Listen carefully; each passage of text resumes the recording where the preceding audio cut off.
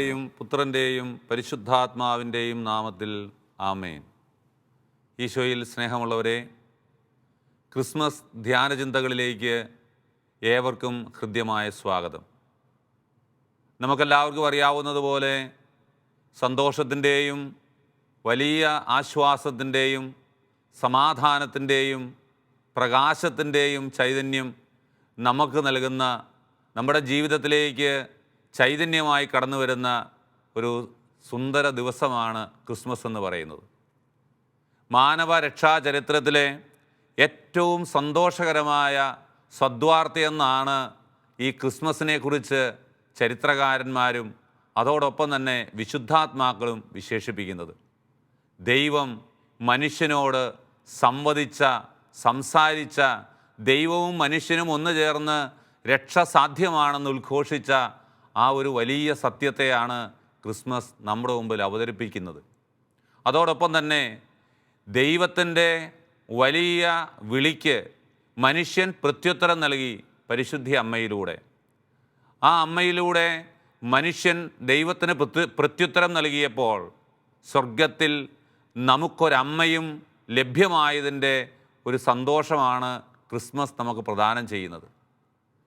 ഈ ലോകത്തെ ദൈവം എത്രമാത്രം സ്നേഹിച്ചു എന്നതിൻ്റെ മകുടമായ ഉദാഹരണമാണ് ക്രിസ്മസ് നമുക്ക് പറഞ്ഞു തരുന്നത്. സുവിശേഷങ്ങളിലുടനീളം നമുക്ക് ക്രിസ്മസുമായി ബന്ധപ്പെട്ട, അല്ലെങ്കിൽ യേശുവിൻ്റെ മനുഷ്യാവതാരവുമായി ബന്ധപ്പെട്ട ഒരുപാട് ചിന്തകൾ നമുക്ക് കാണാനായിട്ട് സാധിക്കും. ഇരുളിലും മരണത്തിൻ്റെ നിഴലിലും കഴിഞ്ഞവർക്ക് സദ്വാർത്തയായി, സമാശ്വാസത്തിൻ്റെ സദ്വാർത്തയായി, സാന്ത്വനത്തിൻ്റെ സമാശ്വാസമായി ക്രിസ്മസ് നമ്മുടെ മുമ്പിൽ ഉയർന്നു നിൽക്കുകയാണ്. ലൂക്കായുടെ സുവിശേഷം 1-ാം അധ്യായം 26 മുതൽ 38 വരെയുള്ള തിരുവചന ഭാഗങ്ങളിൽ നമ്മൾ ഇപ്രകാരം വായിക്കുന്നുണ്ട്. 6-ാം മാസം ഗബ്രിയേൽ ദൂതൻ ഗലീലയിൽ നസ്രത്ത് എന്ന പട്ടണത്തിൽ മറിയത്തിൻ്റെ അടുക്കിലേക്ക്, കന്യകയുടെ അടുക്കിലേക്ക് ദൈവത്താൽ അയക്കപ്പെട്ടു. ഈ വചനഭാഗം നമ്മെ ഓർമ്മിപ്പിക്കുന്നത് വളരെ വ്യക്തമായ ദൈവത്തിൻ്റെ പദ്ധതിയെക്കുറിച്ചാണ്, രക്ഷാകര പദ്ധതിയെക്കുറിച്ചാണ്. നമുക്കറിയാമല്ലോ, സക്കറിയായ്ക്കും എലിസബത്തിനും ദൈവദൂതൻ പ്രത്യക്ഷപ്പെട്ടു. അതിനുശേഷം കൃത്യം 6-ാം മാസം നസ്രത്ത് എന്ന പട്ടണത്തിൽ, ഗലീലയിലെ നസ്രത്തിൽ പരിശുദ്ധി അമ്മയുടെ അടുക്കിലേക്ക്, മറിയത്തിൻ്റെ അടുക്കിലേക്ക് അതേ ദൂതൻ തന്നെ കടന്നു ചെല്ലുകയാണ്.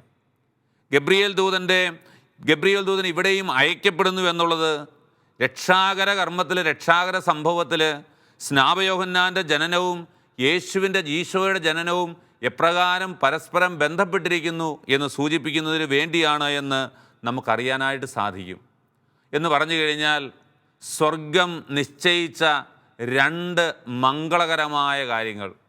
സ്നാപകൻ്റെ ജനനം യേശുവിൻ്റെ മുന്നോടിയായിട്ട്, അതേ ദൂതൻ തന്നെ മറിയത്തിൻ്റെ അടുക്കിലേക്ക് മംഗളവാർത്തയുമായിട്ട് കടന്നു വരുന്നതാണ് നമ്മളവിടെ വായിക്കുന്നത്. ഈ മംഗളവാർത്തയിൽ നമുക്കറിയാം, ഒരു വലിയ സംഭവത്തിൻ്റെ തുടക്കമാണ് ഗബ്രിയേൽ ദൂതൻ ആ മറിയത്തോട് പറയുന്നത്. മറിയം അതിനോട് പ്രത്യുത്തരിക്കുന്നത് നമുക്കറിയാം. വചനം പറയുന്നു, അവൾ വളരെയേറെ അസ്വസ്ഥയായി.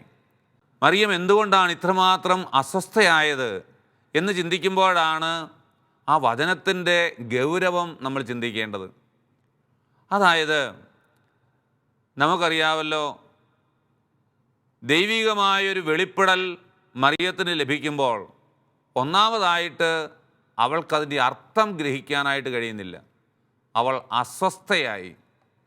രണ്ടാമതായിട്ട്, എന്താണ് ദൈവം അവളിൽ നിന്ന് ഉദ്ദേശിക്കുന്നതെന്ന് ഉൾക്കൊള്ളുവാൻ അവൾക്ക് കഴിഞ്ഞില്ല എന്നതും അത് വായിക്കുമ്പോൾ നമുക്ക് മനസ്സിലാക്കാനായിട്ട് സാധിക്കും.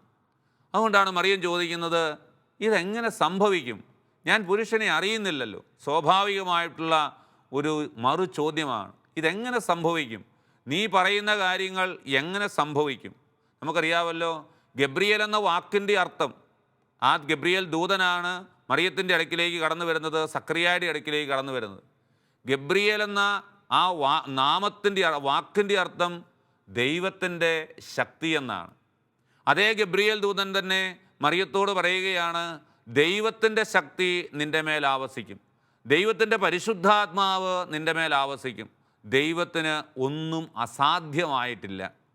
അതായത് മാനുഷികമായ ചിന്തകൾക്കും മാനുഷികമായ ബുദ്ധികൾക്കും അപ്പുറത്തേക്ക് ദൈവത്തിന് ഇടപെടാൻ കഴിയും എന്നുള്ള വലിയ ഒരു സത്യം ഗബ്രിയേൽ ദൂതൻ മറിയത്തെ അറിയിക്കുകയാണ്, മാനവകുലത്തെ അറിയിക്കുകയാണ്. നിരാശപ്പെടേണ്ട കാര്യമില്ല, നീ ദുഃഖിക്കേണ്ട കാര്യമില്ല, നീ തകർന്നവനോ തളർന്നവളോ ആണെന്ന് ചിന്തിക്കേണ്ട കാര്യമില്ല, നിൻ്റെ ജീവിതത്തിൽ ഇനി രക്ഷയില്ല എന്ന് ചിന്തിക്കേണ്ട കാര്യമില്ല. ദൈവത്തിന് അസാധ്യമായി ഒന്നുമില്ല. ഇതാണ് ആ മംഗളവാർത്തയിൽ ദൈവം മനുഷ്യനോട് പറയുവാനായിട്ട് ആഗ്രഹിക്കുന്നത്. നമുക്കറിയാം, ഗലീലയിലെ നസ്രത്ത് എന്ന പട്ടണത്തിൽ എന്ന് വചനം കൃത്യമായിട്ട് പറയുന്നുണ്ട്. യോഹന്നാൻ്റെ സുവിശേഷം 1-ാമത്തെ അധ്യായം 46-ാമത്തെ വാക്യത്തിൽ നമ്മളിങ്ങനെ കാണുന്നുണ്ട്, നഥാനിയേൽ ചോദിക്കുന്നുണ്ട്, നസ്രത്തിൽ നിന്ന് എന്തെങ്കിലും നന്മയുണ്ടാകുമോ എന്ന് പറഞ്ഞാൽ അത്രമേൽ അപ്രധാനമായ ഒരു സ്ഥലം, ആരാലും ശ്രദ്ധിക്കപ്പെടാത്ത ഒരു സ്ഥലം. അവിടെ ഒരു കന്യകയുടെ അടുക്കിലേക്ക് ഗബ്രിയേൽ ദൂതൻ കടന്നു ചെല്ലുകയാണ്. നസ്രത്ത് എന്ന പട്ടണത്തിന് ഒരു പ്രത്യേക അർത്ഥമുണ്ടായിരുന്നു. അത് നമ്മൾ മനസ്സിലാക്കണം പ്രിയപ്പെട്ടവരെ. അപ്പോഴാണ് ദൈവത്തിൻ്റെ തെരഞ്ഞെടുപ്പിൻ്റെ അർത്ഥം നമുക്ക് മനസ്സിലാക്കാനായിട്ട് കഴിയുന്നത്. നസ്രത്ത് എന്ന വാക്കിൻ്റെ അർത്ഥം കാവൽക്കാരൻ, സംരക്ഷകൻ എന്നാണ്. ഒന്ന് ഓർത്തു നോക്കിക്കേ, ഈശോ വന്നത് ആരായിട്ടാണ്? ഈശോ വന്നത് കാവൽക്കാരനായിട്ടല്ലേ? ഈശോ വന്നത് സംരക്ഷകനായിട്ടല്ലേ? ദൈവജനത്തിൻ്റെ കാവൽക്കാരനും സംരക്ഷകനുമായി കടന്നു വന്നവൻ നസ്രത്ത് എന്ന് പറയുന്ന പട്ടണത്തിൽ നിന്ന് തന്നെ വന്നു എന്ന് പറയുമ്പോൾ അതിനൊരർത്ഥം നമുക്ക് കാണാനായിട്ട് സാധിക്കുകയില്ലേ? അവൻ നസ്രായൻ എന്ന് വിളിക്കപ്പെടും. നസ്രായൻ എന്ന് വിളിക്കപ്പെടുമെന്ന് പറഞ്ഞു കഴിഞ്ഞാൽ സംരക്ഷകൻ എന്ന് വിളിക്കപ്പെടുമെന്നർത്ഥം. നസ്രായൻ എന്ന് വിളിക്കപ്പെടുമെന്ന് പറഞ്ഞാൽ കാവൽക്കാരൻ എന്ന് വിളിക്കപ്പെടുമെന്നർത്ഥം. അപ്പോൾ ഈശോയുടെ ജനനത്തിന് ഒരുക്കമായി ദൈവം നൽകുന്ന ഒരു വലിയ പദ്ധതി നമുക്കവിടെ കാണാനായിട്ട് സാധിക്കും. നസ്രത്ത് എന്ന പട്ടണത്തിൽ കന്യകയായ മറിയത്തിൻ്റെ അടുക്കിലേക്ക് മംഗളവാർത്തയുമായി കടന്നു ചെല്ലുന്ന ദൈവത്തിൻ്റെ ശക്തി എന്ന അർത്ഥമുള്ള ഗബ്രിയേൽ ദൂതൻ കടന്നു ചെല്ലുകയാണ്. ഈ സംഭവത്തിൻ്റെ രക്ഷാകരമായൊരു മാനം വിചിന്തനം ചെയ്യുമ്പോൾ ദൈവത്തിന് മനുഷ്യനോടുള്ള വലിയ കരുണയും വലിയ കരുതലുമാണ് നമുക്കവിടെ ദർശിക്കാനായിട്ട് കഴിയുന്നത്. ഒരു പക്ഷേ നമ്മൾ ഓർക്കും, ഈ ക്രിസ്മസ് എന്ന് പറയുന്ന യേശുവിൻ്റെ ജനനം എന്ന് പറയുന്നത് യഥാർത്ഥത്തിൽ സംഭവിച്ചതാണോ? സുവിശേഷങ്ങളിലുടനീളം ഈ വലിയ ഈ സംഭവം ദൈവത്തിൻ്റെ ഇടപെടലിലൂടെ സംഭവിച്ചതാണ് എന്ന് വചനത്തിൻ്റെ അടിസ്ഥാനത്തിൽ നമുക്ക് മനസ്സിലാക്കാനായിട്ട് സാധിക്കും. നമുക്കറിയാം, ഈ ഗബ്രിയേൽ ദൂതൻ ആരുടെ അടുക്കിലേക്കാണ് കടന്നു ചെല്ലുന്നത്? വിവാഹ നിശ്ചയം ചെയ്തിരുന്ന കന്യകയുടെ അടുക്കിലേക്കാണ് ദൈവത്താൽ അയക്കപ്പെടുന്നത്. ഗബ്രിയേൽ ദൂതന് സ്വന്തമായിട്ടൊന്നും പറയാനുണ്ടായിരുന്നില്ല. ദൈവത്തിൻ്റെ ദൂതാണ് ഗബ്രിയേൽ ദൂതൻ മറിയത്തിന് നൽകുന്നത്. സ്വന്തമായിട്ടൊന്നും അവൻ പറയുന്നില്ല. ദൈവം എന്താണോ പറഞ്ഞയച്ചത് അത് ആ മറിയത്തെ അറിയിക്കുകയാണ്.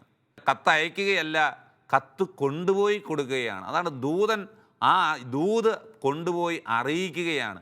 ദൂത് അറിയിക്കുമ്പോൾ മറിയത്തിന് സ്വാഭാവികമായിട്ടുണ്ടാകാവുന്ന ഒരസ്വസ്ഥത, ദൈവികമായ വെളിപ്പെടുത്തൽ ഉണ്ടാകുമ്പോൾ, ദൈവികമായ സാന്നിധ്യം ഉണ്ടാകുന്ന ഒരു അസ്വസ്ഥത അത് മറിയം പ്രകടിപ്പിക്കുന്നുണ്ട് എന്നുള്ളത് സത്യമാണ്. പക്ഷേ മാതാവ് പറയുന്ന ഒരു വാക്കുണ്ട്, ഒരു വചനമുണ്ട്. എന്താണെന്നറിയാമോ? മറിയം പറയുന്നുണ്ട്, ഇതാ കർത്താവിൻ്റെ ദാസി, നിൻ്റെ വാക്ക് എന്നിൽ സംഭവിക്കട്ടെ, എന്നിൽ നിറവേറട്ടെ. നിൻ്റെ വചനം എന്നിൽ നിറവേറട്ടെ. ആ ദൈവത്തിൻ്റെ വചനം എൻ്റെ ഹൃദയത്തിലും എൻ്റെ ഉദരത്തിലും മാംസം ധരിക്കട്ടെ എന്ന് മറിയം സമ്മതം നൽകുകയാണ്. എന്ന് പറഞ്ഞാൽ ദൈവത്തിൻ്റെ ഹിതത്തിന് മനുഷ്യൻ പ്രത്യുത്തരം നൽകിയതിൻ്റെ ഒരടയാളമാണ് ക്രിസ്മസ് എന്ന് പറയുന്നത്. അസാധ്യമെന്ന് കരുതുന്ന കാര്യങ്ങളിൽ ദൈവത്തിനൊരു സാധ്യതയുണ്ടെന്ന് നമ്മെ ഓർമ്മിപ്പിക്കുന്ന ദിവസമാണ്, സംഭവമാണ് ക്രിസ്മസ് എന്ന് പറയുന്നത്. പ്രിയപ്പെട്ടവരെ, ഈ ക്രിസ്മസ് എന്ന് പറയുന്നത് ഈ ഒരു ദിവസം കൊണ്ട് തീരേണ്ടതല്ല. എൻ്റെയും നിൻ്റെയും ജീവിതത്തിൽ എന്നും ഈ ക്രിസ്മസ് ഉണ്ട്. ദൈവത്തിൻ്റെ ഹിതത്തിന് പ്രത്യുത്തരം നൽകാൻ ഞാനും നീയും തയ്യാറാകുമ്പോൾ ദൈവത്തിൻ്റെ വചനം എന്നിലും നിന്നിലും മാംസം ധരിക്കുന്നു. എൻ്റെ ജീവിതത്തിൽ ഒന്നും സാധ്യമല്ല എന്നുള്ള ആ തിരിച്ചറിവിൽ ഞാൻ ദൈവത്തിൽ ആശ്രയിക്കുമ്പോൾ ദൈവത്തിന് അസാധ്യമായിട്ടൊന്നുമില്ല എന്നുള്ള തിരിച്ചറിവ് എൻ്റെ ജീവിതത്തിൽ ദൈവം നൽകുന്നു. അങ്ങനെ ദൈവത്തിൻ്റെ രക്ഷാകര സംഭവം എന്നിലും നിന്നിലും സംജാതമാകുന്ന മനോഹരമായ സംഭവമാണ് ക്രിസ്മസ് എന്ന് പറയുന്നത്. നമുക്കറിയാമല്ലോ, ദൂതൻ അവളുടെ അടുത്ത് വന്നിട്ട് പറഞ്ഞു, ദൈവകൃപ നിറഞ്ഞവളെ സ്വസ്തി, കർത്താവ് നിന്നോടുകൂടെ എന്ന് പറഞ്ഞു കഴിഞ്ഞാൽ മറിയത്തിൽ സ്വാഭാവികമായിട്ടുണ്ടായിരുന്ന ദൈവത്തിൻ്റെ വലിയ കൃപയെ ആ ഗബ്രിയേൽ ദൂതൻ എടുത്തു പറയുകയാണ്. You are filled with the grace of God. നീ ദൈവത്തിൻ്റെ കൃപയാൽ നിറഞ്ഞവളാണ്. നന്മ നിറഞ്ഞവളെ സ്വസ്തി. ആ സ്വസ്തി എന്ന വാക്കിന് പ്രിയപ്പെട്ടവരെ സ്തുതിക്കുക, ആനന്ദിക്കുക എന്നല്ല അതിൻ്റെ ശരിയായിട്ടുള്ള അർത്ഥമെന്ന് പറയുന്നത്. അതൊരു വണക്കമല്ല. ശരിക്കും പറഞ്ഞു കഴിഞ്ഞാൽ നന്മ നിറഞ്ഞവളെ നീ ആനന്ദിക്കുക, നന്മ നിറഞ്ഞവളെ നീ ആഹ്ലാദിക്കുക. ഇതാണ് അതിൻ്റെ ശരിയായിട്ടുള്ള അർത്ഥമെന്ന് പറയുന്നത്. അതാണ് എന്ന് പറഞ്ഞു കഴിഞ്ഞാൽ നീ ദൈവത്തിൻ്റെ കൃപയാൽ നിറഞ്ഞിരിക്കുന്നത് കൊണ്ട് നീ ആനന്ദിക്കുക, സന്തോഷിക്കുക എന്നാണ് ദൂതൻ മറിയത്തോട് പറയുന്നത്. എന്ന് പറഞ്ഞു കഴിഞ്ഞാൽ മാനുഷികമായ രീതിയിൽ ചിന്തിച്ചു കഴിഞ്ഞാൽ മറിയം സാധാരണ ഒരു സ്ത്രീയാണ്. പക്ഷേ സ്വർഗം അംഗീകരിക്കുന്ന ഒരു വലിയ സത്യമുണ്ട്. ഇന്ന് പലപ്പോഴും മറിയത്തിന് മാതാവിന് അല്ലെ പരിശുദ്ധ കന്യകാ മറിയത്തിന് വേണ്ടത്ര പ്രാധാന്യം നൽകണ്ട എന്ന് ചിന്തിക്കുന്ന ഒരു പറ്റം മക്കളുടെ അടുക്കലേക്ക് ദൈവത്തിൻ്റെ വചനം നമ്മുടെ മുമ്പിൽ അവതരിപ്പിക്കുന്നത് മറ്റൊരു കാര്യമാണ്. മറിയം ദൈവകൃപ നിറഞ്ഞവൾ തന്നെയാണ്. അതുകൊണ്ടാണ് മാതാവ് ഉദ്ഘോഷിക്കുന്നത്, സകല തലമുറയും എന്നെ ഭാഗ്യവതി എന്ന് ഉദ്ഘോഷിക്കും. ദൈവത്തിൻ്റെ വചനമാണ്. ദൈവത്തിൻ്റെ വചനം ഇപ്രകാരം പറയുന്നു, എല്ലാ തലമുറകളും ഭാഗ്യവതി എന്ന് പ്രകീർത്തിക്കപ്പെടേണ്ടവളാണ് മറിയം, എല്ലാ തലമുറകളിലൂടെയും. അതുകൊണ്ടാണ് ഇന്നും മറിയം തലമുറകളായി ഭാഗ്യവതി എന്ന് പ്രകീർത്തിക്കപ്പെടുന്നത്. സ്വസ്തി എന്ന വാക്കിൻ്റെ അർത്ഥം ഞാൻ പറഞ്ഞു. അത് കേവലമായിട്ടുള്ള ഒരു അഭിവാദനമല്ല, അതൊരു സ്തുതിയല്ല. അത് ശരിക്കും പറഞ്ഞു കഴിഞ്ഞാൽ ആഹ്ലാദിക്കുക എന്ന് തന്നെയാണ് അതിൻ്റെ അകത്തുനിന്ന് അർത്ഥമാക്കുന്നത്. എന്ന് പറഞ്ഞു കഴിഞ്ഞാൽ ആഹ്ലാദിക്കാൻ വകയുണ്ട് മറിയത്തിന്. കാരണം അവൾ പ്രത്യേകം തിരഞ്ഞെടുക്കപ്പെട്ടവളാണ്. അവൾ ദൈവത്തിൻ്റെ കൃപ നിറഞ്ഞവളാണ്. അവൾ അമലോത്ഭവയാണ്. ദൈവത്തിൻ്റെ ഒരു തിരഞ്ഞെടുപ്പ് ലഭിക്കുന്ന ഏതൊരു വ്യക്തിയുടെയും ജീവിതത്തിൽ ഉണ്ടാകേണ്ട ഒരു വലിയ ചൈതന്യത്തെക്കുറിച്ചാണ് ദൈവത്തിൻ്റെ ദൂതൻ മറിയത്തോട് പറയുന്നത്. കൃപ നിറഞ്ഞവളെ നീ ആഹ്ലാദിക്കുക, ആനന്ദിക്കുക. പ്രിയപ്പെട്ടവരെ, ഈ ക്രിസ്മസ് നമ്മളോട് പറയുന്ന എന്താണ്? ദൈവത്തിൻ്റെ കൃപയും ദൈവത്തിൻ്റെ കരുണയും ദൈവത്തിൻ്റെ സ്നേഹവും നിൻ്റെ ജീവിതത്തിൽ, നിങ്ങളുടെ ജീവിതത്തിൽ, എൻ്റെ ജീവിതത്തിൽ അനുഭവിച്ചറിയുന്നവരാണ്. അതുകൊണ്ട് എന്ത് വേണം? ദൈവത്തിൻ്റെ കൃപയാൽ നിറഞ്ഞിരിക്കുന്ന നമുക്ക് ആനന്ദിക്കാനും ആഹ്ലാദിക്കാനും കഴിയണം.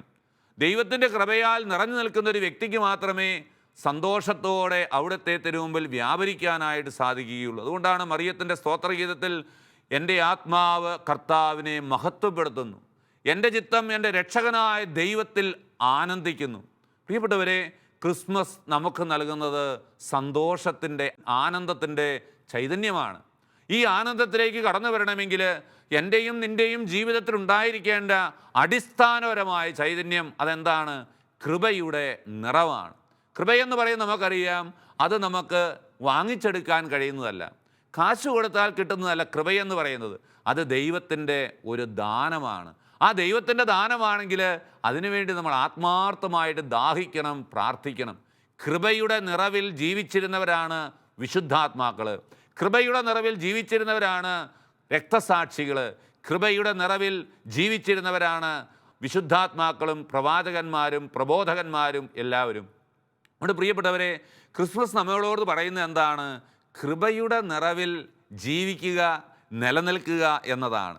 വീണ്ടും പ്രിയപ്പെട്ടവരെ, ഇവിടെ നമ്മൾ കാണുന്നുണ്ട് കർത്താവിൻ്റെ കൃപ നിറഞ്ഞവൾ എന്ന് പറഞ്ഞു കഴിഞ്ഞാൽ അതിൻ്റെ അർത്ഥം എന്താണ്? ദൈവം കൂടെ വസിക്കുന്നു, ദൈവം കൂടെ നടക്കുന്നു എന്ന് തന്നെയാണ് അതിൻ്റെ അർത്ഥം. ക്രിസ്മസിലൂടെ നമുക്കറിയാം ദൈവം കൂടെ നടക്കുന്നു. വാസ്തവത്തിൽ ദൈവം നമ്മോട് കൂടെ എന്നർത്ഥമുള്ള ഇമ്മാനുവേൽ എന്നവൻ വിളിക്കപ്പെടും എന്ന് പറയുമ്പോൾ ദൈവം മനുഷ്യകുലത്തോട് പറയുന്നത് എന്താണ്? കൃപയോടെ ജീവിക്കുവാൻ വിളിക്കപ്പെട്ടവരാണ് നമ്മളെല്ലാവരും. കാരണം എന്താണ്? ഉന്നതത്തിൽ വസിക്കുന്ന ഒരു ദൈവത്തെയല്ല, മറിച്ച് കൂടെ നടക്കുന്ന, കൂടെ വസിക്കുന്ന, കൂടെ ഇരിക്കുന്ന ഒരു ദൈവത്തെയാണ് ക്രിസ്മസ് ദിനം നമുക്ക് പറഞ്ഞു തരുന്നത്. അകലങ്ങളിലിരിക്കുന്ന ഒരു ദൈവത്തെ ആരാധിക്കുന്നവരല്ല നമ്മൾ, മറിച്ച് കൂടെ നടക്കുന്ന ദൈവത്തോടൊപ്പം നടക്കുന്നവരാണ് നമ്മൾ. മനുഷ്യനോടൊപ്പം നടക്കുന്ന ദൈവം, ദൈവത്തോടൊപ്പം നടക്കുന്ന മനുഷ്യൻ, അതാണ് ക്രിസ്തുവിൻ്റെ ജനനം നമ്മളോട് പറയുന്നത്. പ്രിയപ്പെട്ടവരെ, ഈ ക്രിസ്മസ് ദിനത്തിൽ നമ്മൾ ഓരോരുത്തരും ആലോചിച്ച് നോക്കുക, വാസ്തവത്തിൽ ഈ രക്ഷാകര സംഭവത്തോട് നാം എപ്രകാരമാണ് പ്രത്യുത്തരിച്ചിരിക്കുന്നത്? ദൈവത്തിനൊന്നും അസാധ്യമല്ല എന്നുള്ള ആ വലിയ സത്യം നമ്മൾ ഉൾക്കൊണ്ടിട്ടുണ്ടോ? ദൈവസന്നിധിയിൽ കൃപ കണ്ടെത്താൻ നമുക്ക് കഴിഞ്ഞിട്ടുണ്ടോ? നീ ഭയപ്പെടേണ്ട എന്ന് മറിയത്തോട് പറഞ്ഞു. ഈ ഭയാശങ്കകളെല്ലാം മാറ്റി ദൈവത്തിൽ ആശ്രയിക്കുവാൻ നമുക്ക് സാധിച്ചിട്ടുണ്ടോ? ഒന്ന് ആലോചിച്ച് നോക്കുക. ഇതാ കർത്താവിൻ്റെ ദാസി എന്ന് മാതാവ് പറയുമ്പോൾ മാതാവ് എന്തെല്ലാം കാര്യങ്ങളാണ് ഏറ്റെടുക്കുന്നതെന്ന് നമ്മൾ എപ്പോഴെങ്കിലും ചിന്തിച്ചിട്ടുണ്ടോ? അവൾ ഒറ്റപ്പെടും, അവൾ തിരസ്കരിക്കപ്പെടും, അവൾ തെറ്റിദ്ധരിക്കപ്പെടും, ചിലപ്പോൾ കല്ലെറിഞ്ഞ് കൊല്ലപ്പെടുകയും ആവാം. പക്ഷേ ഇവിടെ നമ്മൾ കാണുന്നുണ്ട്, ഈ പ്രത്യുത്തരം നൽകുമ്പോൾ മനുഷ്യനേക്കാൾ ദൈവത്തെ ഭയപ്പെടുന്ന ഒരു മറിയത്തെയാണ് ഈ മംഗളവാർത്തയിൽ നമ്മൾ കാണുന്നത്. ദൈവത്തെയാണ് ഭയപ്പെടുന്നത്. അതുകൊണ്ടാണ് കൃപ നിറഞ്ഞവളെന്ന് പറയുമ്പോഴും ദൈവത്തെ ഭയപ്പെട്ട് ജീവിച്ച ഒരു മറിയം. അതുകൊണ്ടാണ് മാനുഷികമായ രീതിയിൽ എന്തെല്ലാം സംഭവിച്ചാലും ശരി, ദൈവത്തിൻ്റെ വചനം അതിൻ്റെ പൂർണ്ണതയിൽ സ്വീകരിക്കുവാൻ മാതാവ് തയ്യാറായി. വചനം നമ്മെ ഓർമ്മിപ്പിക്കുന്നുണ്ട്, അവസാനമായിട്ട് ഈ ദൂതെല്ലാം പറഞ്ഞു കഴിഞ്ഞിട്ട് ഗബ്രിയേൽ ദൂതൻ അവളിൽ നിന്ന് മറഞ്ഞു. വാസ്തവത്തിൽ പിന്നീട് ഒരിക്കലും മറിയത്തിൻ്റെ അടുക്കൽ ഒരു ദൂതൻ്റെ സാന്നിധ്യം നമ്മൾ കാണുന്നില്ല. അതായത് ഈശോയെ ദേവാലയത്തിൽ കാണാതാവുമ്പോഴോ, അല്ലെ അതിനു മുമ്പായി ഈജിപ്തിലേക്ക് പലായനം ചെയ്യുമ്പോഴോ, തിരികെ വരുമ്പോഴോ, അല്ലെങ്കിൽ ആ പരസ്യ ജീവിതത്തിൻ്റെ കാലഘട്ടങ്ങളിലോ, അല്ലെങ്കിൽ ഈശോയെക്കുറിച്ച് മോശമായി മറ്റുള്ളവരെ പറയുന്ന അവസരങ്ങളിലോ ഒരിക്കൽ പോലും ദൂതൻ മറിയത്തിൻ്റെ മുമ്പിൽ പ്രത്യക്ഷപ്പെടുകയോ മറിയത്തിൻ്റെ കൂടെ നടക്കുകയോ ചെയ്യുന്നതായി നമ്മൾ കാണുന്നില്ല. എല്ലാ ദൂതും, സ്വർഗം പറഞ്ഞ എല്ലാ കാര്യങ്ങളും ദൂതൻ മറിയത്തെ അറിയിച്ചു. അതിനുശേഷം ദൂതൻ മറയുകയാണ്. പിന്നീട് ജീവിതം മുന്നോട്ട് നയിക്കുന്നത് മറിയം മാതാവ് തന്നെയാണ്. പ്രിയപ്പെട്ടവരെ, ദൈവം വിശ്വസ്തനാണെന്നും ദൈവത്തിന് തെറ്റുപറ്റുകയില്ലെന്നും എപ്പോഴും ആ അമ്മ വിചാരിച്ചിട്ടുണ്ടാകത്തില്ലേ? ജീവിതത്തിൻ്റെ എത്രയോ വേദന നിറഞ്ഞ സഹനങ്ങളുടെ വഴികളിലൂടെ അമ്മ യാത്ര തിരിച്ചു.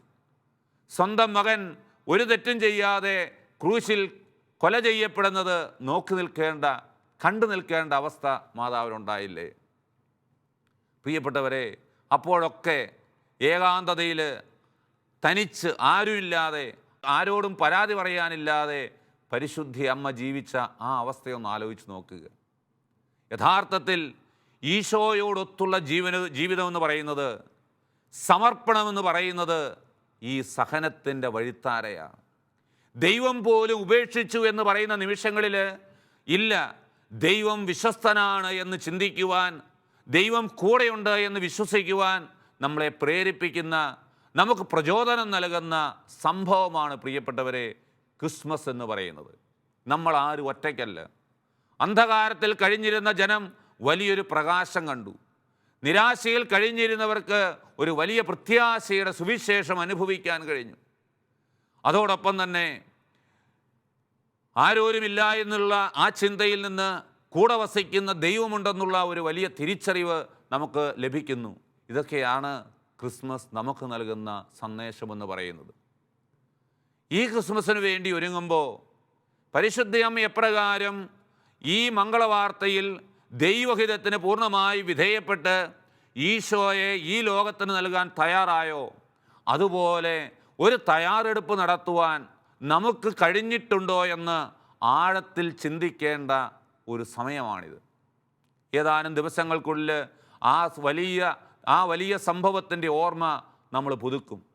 അപ്പോൾ പ്രിയപ്പെട്ടവരെ, നമുക്ക് നമ്മുടെ മനസ്സുകളെ ഒരുക്കാനായിട്ട് കഴിയട്ടെ.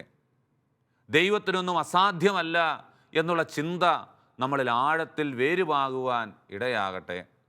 ദൈവത്തിൻ്റെ കൃപയിൽ ജീവിക്കുവാൻ കർത്താവ് നമ്മെ സഹായിക്കട്ടെ. ജീവിതത്തിൻ്റെ വേദനകളിലും ഒറ്റപ്പെടലുകളിലും ജീവിതത്തിൻ്റെ നിരാശകളിലും നമ്മൾ ഒരിക്കലും ഒറ്റയ്ക്കല്ല എന്നുള്ള ചിന്ത നമുക്ക് സമാശ്വാസം നൽകട്ടെ. കൂടുതൽ കൃപയിൽ വളർന്ന് ദൈവഹിതത്തിന് പൂർണ്ണമായും നമ്മെ തന്നെ സമർപ്പിച്ച് ജീവിതം മുന്നോട്ട് നയിക്കുവാൻ ഈ ക്രിസ്മസ് നമ്മെ സഹായിക്കട്ടെ. അതിനായി നമുക്ക് പ്രാർത്ഥിക്കാം. അതിനായി നമുക്ക് നമ്മെ തന്നെ ഒരുക്കാം.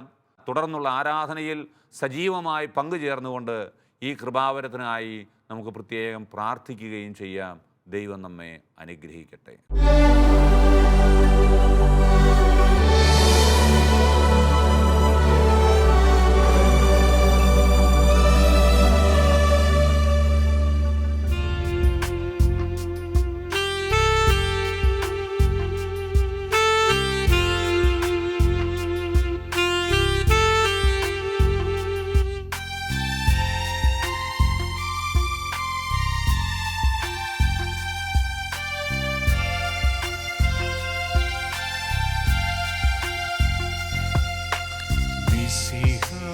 കർത്താവേ, മാനവരക്ഷകനേ, നരനു വിമോചനമേകിടുവാൻ നരനായി വന്നു പിറന്നവനേ, മിശിഹാ കർത്താവേ,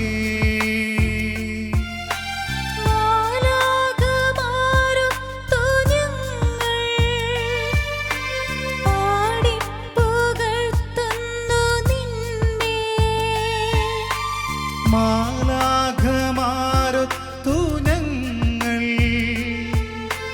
പാടി പുകഴ്ത്തുന്നു നിന്നെ.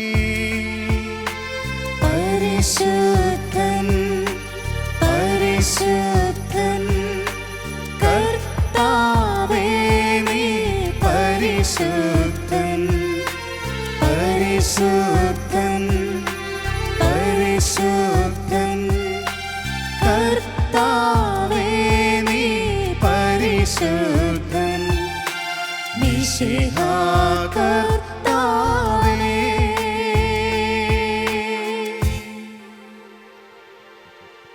വിശുദ്ധ കുർബാനയിൽ സത്യമായി സജീവനായി നമ്മുടെ മധ്യേ സന്നിഹിതനായിരിക്കുന്ന ഈശോയെ നമുക്ക് ആരാധിക്കാം. സത്യദൈവമായവൻ സത്യജീവനായി നമ്മുടെ മധ്യത്തിലേക്ക് കടന്നു വന്നിരിക്കുന്ന സജീവ ദൈവത്തിൻ്റെ പുത്രൻ ഈശോ.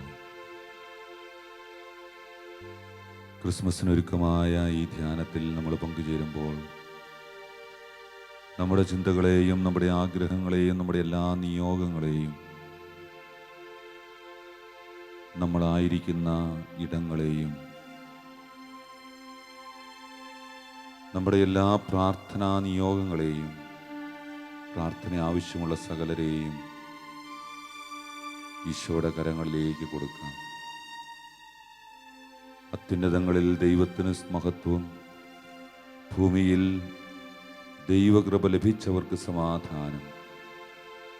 സന്തോഷത്തിൻ്റെയും സമാധാനത്തിൻ്റെയും അനുഭവം നമ്മുടെ ജീവിതത്തിനുണ്ടാകുവാൻ ആഗ്രഹിച്ചുകൊണ്ട് നമുക്കൊന്ന് ചേർന്ന് ഈശോയെ ആരാധിക്കാം. പരിശുദ്ധ പരമദിവികാരൻ ഈശോയെ നമുക്കൊന്ന് ചേർന്ന് പാടി ആരാധിക്കാം. പരിശുദ്ധ പരമമാ ദിവ്യകാരുണ്യമേ, എന്നുമെന്നും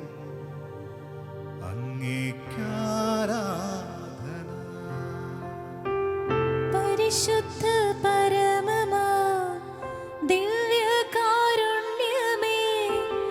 ഇന്നും ഇന്നും അങ്ങേയ്ക്കാരാധന. പരിശുദ്ധ പരമമാ വിശ്വാസത്തോടെ ദിവ്യകാരുണ്യമേ, ഈശോയെ ഇന്നും എന്നും അങ്ങേയ്ക്കാരാധന. ആരാധന, ഈശോയെ ആരാധന, ഈശോയെ ആരാധന, ഈശോയെ ആരാധന, ഈശോയെ ആരാധന, ആരാധന, ആരാധന, ആരാധന. ദിവ്യമായ സാന്നിധ്യം നാം ആയിരിക്കുന്ന ഇടങ്ങളിൽ കർത്താവിന് മഹത്വം നൽകുവാൻ അവിടുന്ന് ഒരുക്കിയ സ്വർഗീയ നിമിഷം. പ്രിയപ്പെട്ടവരെ, ഈശോയുടെ സന്നിധിയിലായിരുന്നു കൊണ്ട് അവിടുത്തെ ആരാധിക്കുവാനും സ്തുതിക്കുവാനും മഹത്വപ്പെടുത്തുവാനും ഈ നിമിഷം അവിടുന്ന് നമുക്ക് ദാനമായി നൽകിയിരിക്കുകയാണ്. പ്രവചനങ്ങളുടെ പൂർത്തീകരണം. പൂർവകാലങ്ങളിൽ പിതാക്കന്മാരിലൂടെ, പ്രവാചകന്മാരിലൂടെ, രാജാക്കന്മാരിലൂടെ ദൈവം ജനത്തോട് സംസാരിച്ചു. അവസാന നാളുകളിൽ പുത്രൻ വഴി അവിടുന്ന് നമ്മളോട് സംസാരിച്ചിരിക്കുന്നു. ക്രിസ്മസ് വാഗ്ദാനങ്ങളുടെ പൂർത്തീകരണമാണ്. അവൻ അബ്രാഹത്തിൻ്റെ ദൈവമാണ്, ഇസഹാക്കിൻ്റെ ദൈവമാണ്, യാക്കോബിൻ്റെ ദൈവമാണ്. അവൻ ഇന്നും ജീവിക്കുന്ന ദൈവത്തിൻ്റെ പുത്രനാണ്. നമ്മുടെ ജീവിതത്തിൽ ഇടപെടാൻ ആഗ്രഹിക്കുന്ന കർത്താവാണ്. നമുക്ക് അവിടുത്തെ ആരാധിക്കാം, നമുക്ക് അവിടുത്തെ സ്തുതിക്കാം, ഒന്ന് ചേർന്ന് അവിടുത്തെ മഹത്വപ്പെടുത്താം. ഹല്ലേലൂയ, ഹല്ലേലൂയ, ഹല്ലേലൂയ, ഹല്ലേലൂയ, ഹല്ലേലൂയ, ഹല്ലേലൂയ, ഹല്ലേലൂയ, ഹല്ലേലൂയ. ഈശോയെ നന്ദി. ഹല്ലേലൂയ, ഹല്ലേലൂയ, ഹല്ലേലൂയ, ഹല്ലേലൂയ, ഹല്ലേലൂയ, ഹല്ലേലൂയ,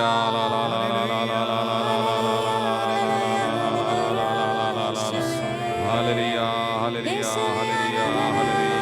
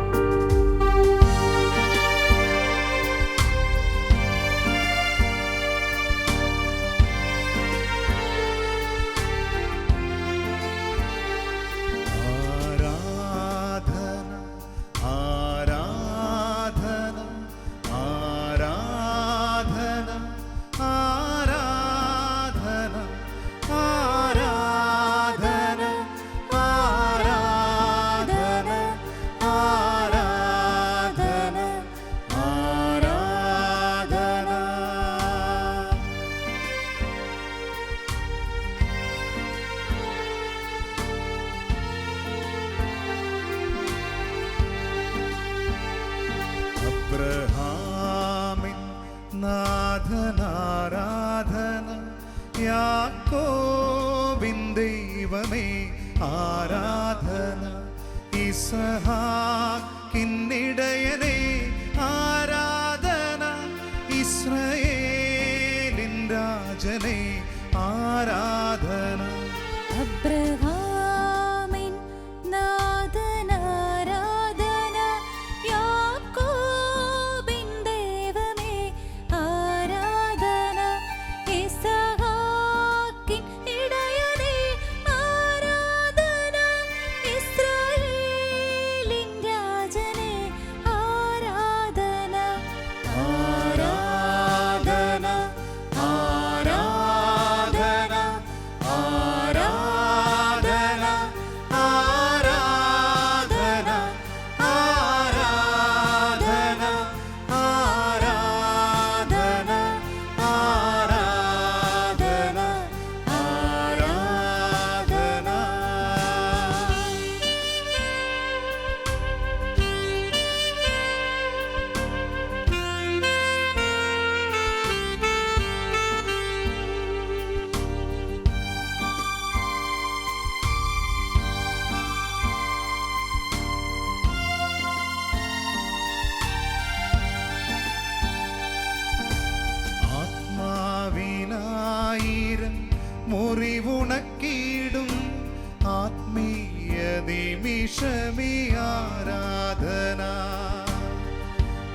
ആത്മവിശുദ്ധി നൽകിയിടും അനുഗ്രഹ നിമിഷമി ആരാധന ആരാധന ആരാധന ആരാധന ആരാധന ആരാധന ആരാധന ആരാധന ആരാധന ആരാധന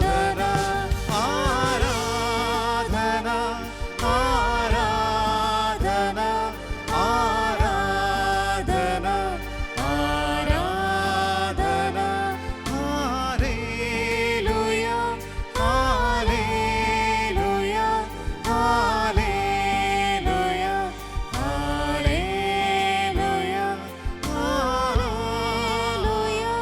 ഹല്ലേലൂയ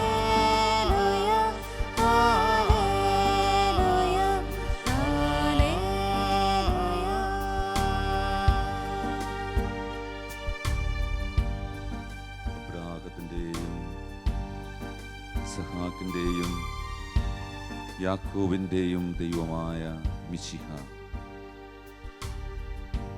ആ മിശിഹായുടെ സന്നിധിയിൽ ആരാധനാ സ്തുതി സ്തോത്രങ്ങളോടെ നാം ഇത് അണഞ്ഞിരിക്കുന്നു. പ്രിയപ്പെട്ടവരെ, ദൈവം എത്രയോ വിശ്വസ്തനാണ്, ദൈവം എത്രയോ കരുണാസമ്പന്നനാണ്. നമ്മെ രക്ഷിക്കുവാനായി സ്വർഗത്തിൻ്റെ മഹിമ വെടിഞ്ഞ് ഭൂമിയിലേക്ക് ഇറങ്ങി വരുവാൻ അവിടുന്ന് മനസ്സ് കാണിച്ചു. മനുഷ്യരക്ഷാ ചരിത്രത്തിലെ ഏറ്റവും ആനന്ദകരമായ സദ്വാർത്ത ക്രിസ്മസ്. നൂറ്റാണ്ടുകളായി അനേക ജനതകൾ പ്രതീക്ഷിച്ചു കാത്തിരുന്ന ഒരു പൊൻപുലരിയുടെ ഉദയം. നല്ല ദൈവം നമ്മെ ഓർമ്മിച്ചതിൻ്റെ ഏറ്റവും വലിയ തെളിവ്,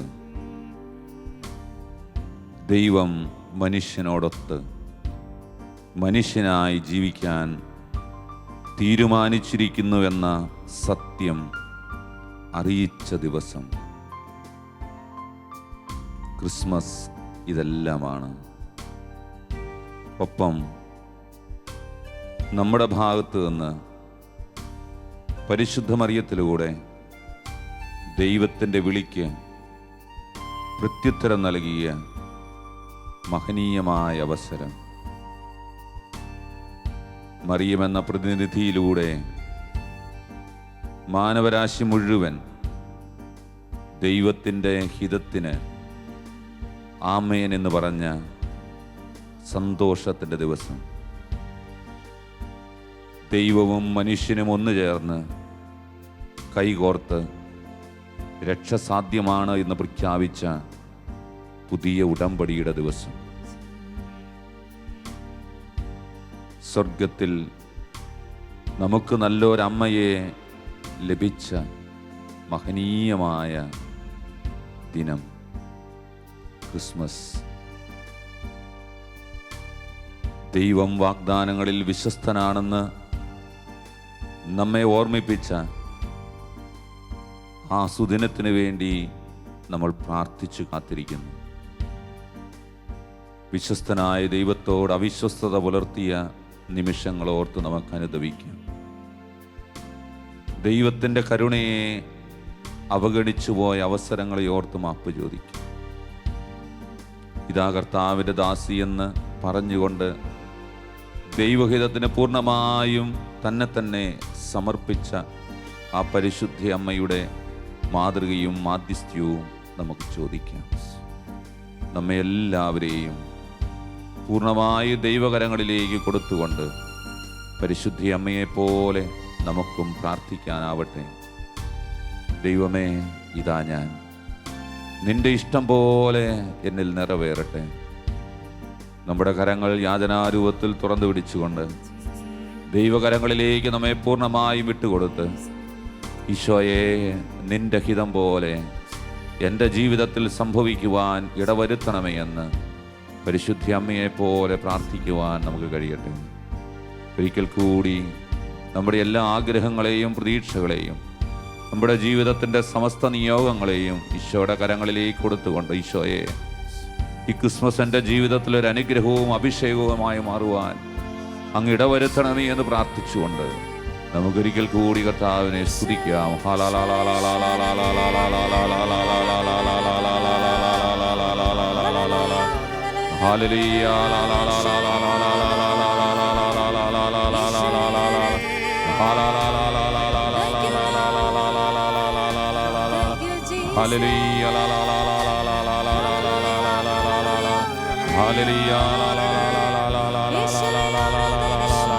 ഈശോയെ ആരാധന, സ്തുതി, സ്തോത്രം ദൈവമേ. ഹല്ലേലൂയ, ഹല്ലേലൂയ, ഹല്ലേലൂയ, ഹല്ലേലൂയ, ഹല്ലേലൂയ, ഹല്ലേലൂയ. എന്നിൽ നിറയണമേ, എന്നിൽ നിറയണമേ, ഈശോയെ, എന്നിൽ നിറയണമേ, ഈശോയെ നാഥാ. എന്നിൽ നിറയണമേ, ഈശോയെ, എന്നിൽ നിറയണമേ, ഈശോയെ, എന്നിൽ നിറയണമേ, ഈശോയെ നാഥാ.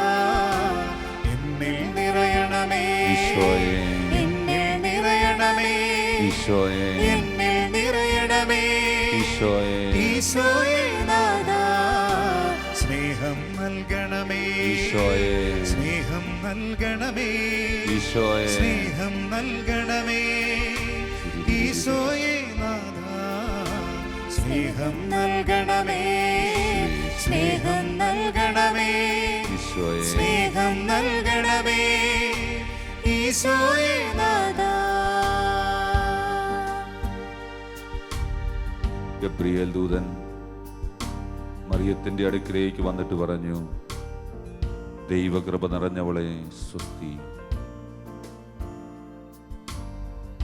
ഈ അഭിവാദനത്തിന്റെ അർത്ഥം അറിയാതെ മറിയം അസ്വസ്ഥയായി. പലപ്പോഴും ദൈവത്തിൻ്റെ ഇടപെടലുകൾ നമ്മളിലേക്കൊരു ഭയമായും അസ്വസ്ഥതയായും കടന്നു വരുന്നത് നാമും തിരിച്ചറിയാറില്ലേ?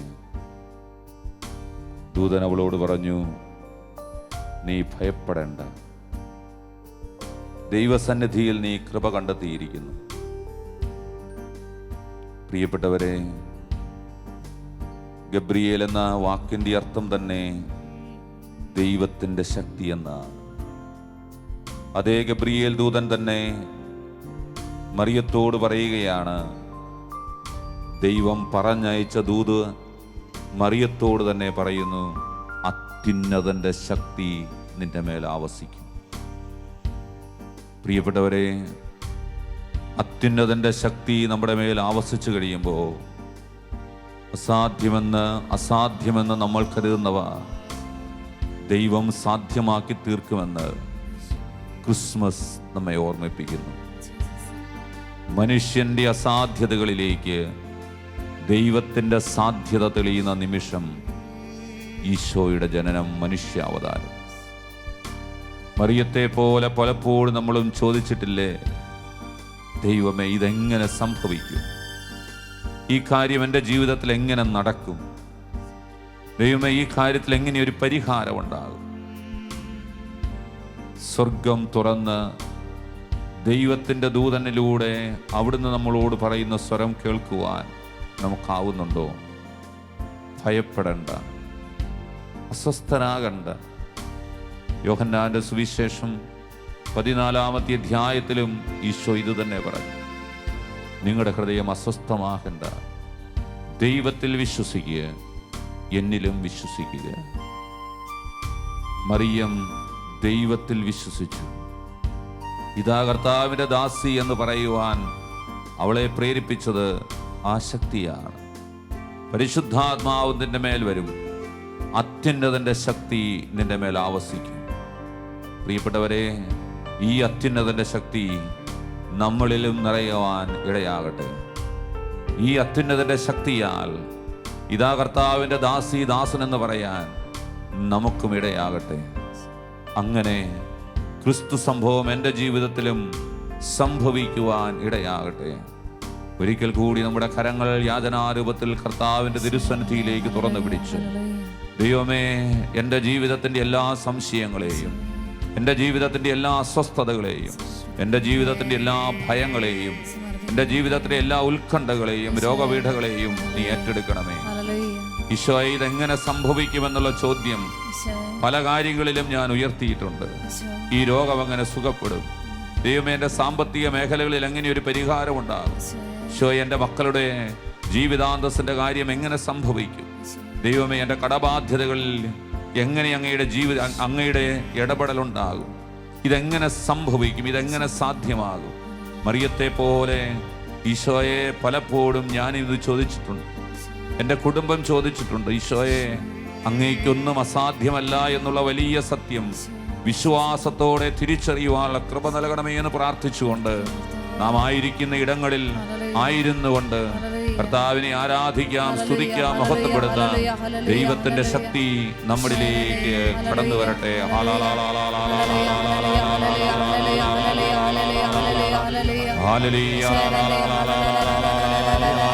പരിശുദ്ധാത്മ ശക്തി നിറയട്ടെ, പരിശുദ്ധാത്മാവിന്റെ അഭിഷേകം നിറയട്ടെ. അത്യുന്നതിന്റെ ശക്തിയാൽ നമ്മൾ പൂരിതരാകട്ടെ. ഇതാ കർത്താവിന്റെ ദാസി ദാസൻ എന്ന് പറയുവാനുള്ള സമർപ്പണത്തിന്റെ ചൈതന്യം നമ്മളെ നിറയട്ടെ. ഈശോയെ, അങ്ങയുടെ ശക്തി ഞങ്ങളിലേക്ക് ഒഴുക്കണമേ.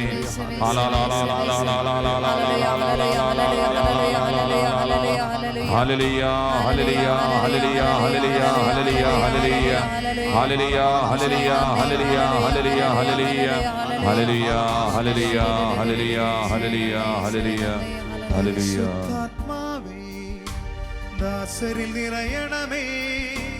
പരിശുദ്ധാത്മാവേ, ദാസരിൽ നിറയണമേ.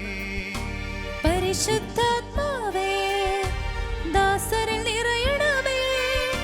പരിശുദ്ധാത്മാവേ, ദാസരിൽ നിറയണമേ. പരിശുദ്ധാത്മാവേ, ദാസരിൽ നിറയണമേ. പരിശുദ്ധാത്മാവേ, ദാസരിൽ നിറയണമേ.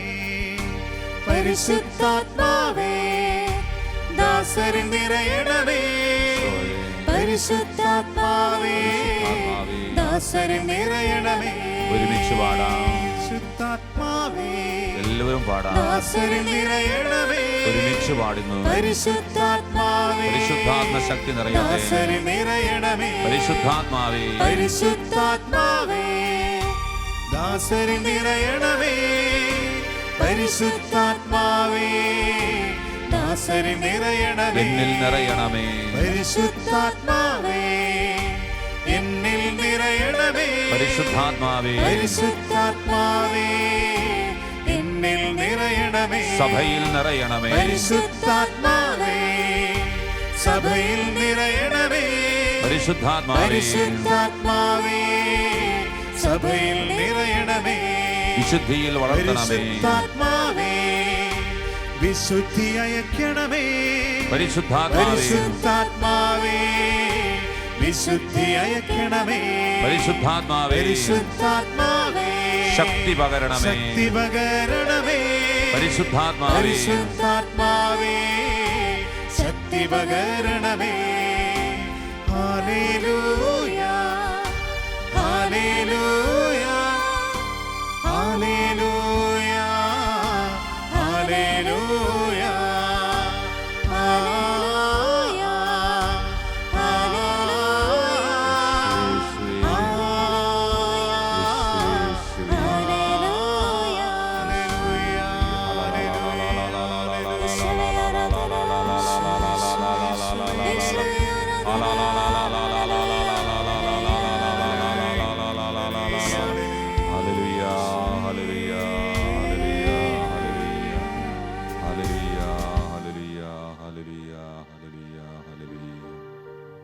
കൂപ്പുകരങ്ങളോടെ ദിവ്യകാരുണ്യനാഥന്റെ സന്നിധിയിൽ ഈ കൃപാവരത്തിനായി പ്രാർത്ഥിക്കാം.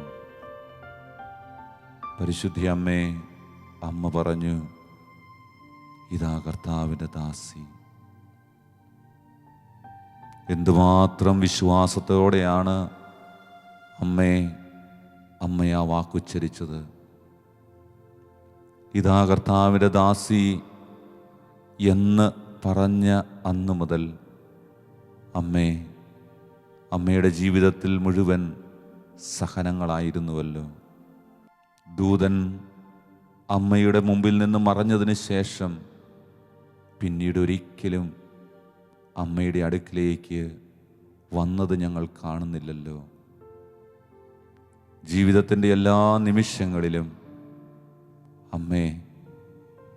അമ്മ ഒറ്റയ്ക്കായിരുന്നല്ലോ.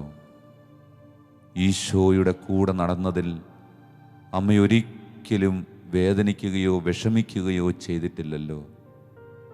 എല്ലാ സഹനങ്ങളെയും സന്തോഷത്തോടെ സ്വീകരിച്ചുവല്ലോ. ദൈവത്തെക്കാൾ മനുഷ്യനേക്കാൾ ദൈവത്തെ ഭയപ്പെട്ട പരിശുദ്ധ അമ്മേ, ഈ ഒരു വലിയ ചൈതന്യം ഞങ്ങളിലും നിറയുവാൻ ഈശോയോട് പ്രാർത്ഥിക്കണമേ.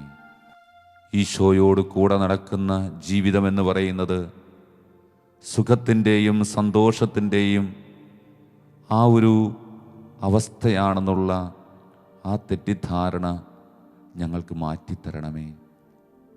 സഹനത്തിൽ സന്തോഷം അനുഭവിക്കാൻ കഴിയുന്ന, ഈശോയോട് കൂടെ നടക്കുമ്പോൾ ലഭിക്കുന്ന എല്ലാ വേദനകളെയും ഓർത്ത് സന്തോഷിക്കാൻ കഴിയുന്ന വലിയ സംതൃപ്തിയുടെ ജീവിതമാണെന്ന് അമ്മ ഞങ്ങൾക്ക് കാണിച്ചു തന്നുവല്ലോ. ഒരു പരാതിയും കൂടാതെ ജീവിതത്തിലുടനീളം ആ സ്വർഗീയ പിതാവിൻ്റെ ഇഷ്ടത്തിനനുസരിച്ച് ജീവിച്ചതിൽ ആത്മസംതൃപ്തി കണ്ടെത്തിയ മാതാവേ, ഈ ക്രിസ്മസ് ദിനത്തിൽ അമ്മയുടെ അതേ മനസ്സും മനോഭാവവും സ്വന്തമാക്കുവാൻ ഞങ്ങൾക്ക് വേണ്ടി പ്രാർത്ഥിക്കണമേ. കൂപ്പിയ കരങ്ങളോടെ ഈശോയുടെ സന്നിധിയിലായിരിക്കുമ്പോൾ പരിശുദ്ധ അമ്മ നമുക്ക് നൽകുന്ന വലിയ മാതൃക നമ്മുടെ ജീവിതത്തിൽ സ്വന്തമാക്കുവാൻ ഈശോയെ കനിയണമേ എന്ന് നമുക്കും തീഷ്ണതയോടെ പ്രാർത്ഥിക്കാം. ഈശോയുടെ ആശീർവാദത്തിനായി നമുക്ക് കാത്തിരിക്കാം. പരിശുദ്ധ ശരീരത്താലും വിലയേറിയ രക്തത്താലും പാപത്തിൻ കറകളിൽ നിന്നും മർത്യനു നീ മോചനമേകി. ദിവ്യകടാക്ഷം തൂഗണമേ വത്സലസുതരേ, നിർമ്മലരായി ജീവിച്ചിടുവാൻ ചിന്തണമേ ദിവ്യവരങ്ങൾ.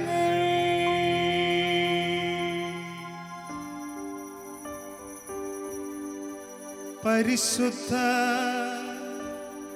പരമ ദിവ്യകാരുണ്യത്തിന് എന്നേരവും ആരാധനയും സ്തുതിയും പുകഴ്ചയും ഉണ്ടായിരിക്കട്ടെ. പരിശുദ്ധ പരമ ദിവ്യകാരുണ്യത്തിന് എന്നേരവും ആരാധനയും സ്തുതിയും പുകഴ്ചയും ഉണ്ടായിരിക്കട്ടെ. പരിശുദ്ധ പരമ ദിവ്യകാരുണ്യത്തിന്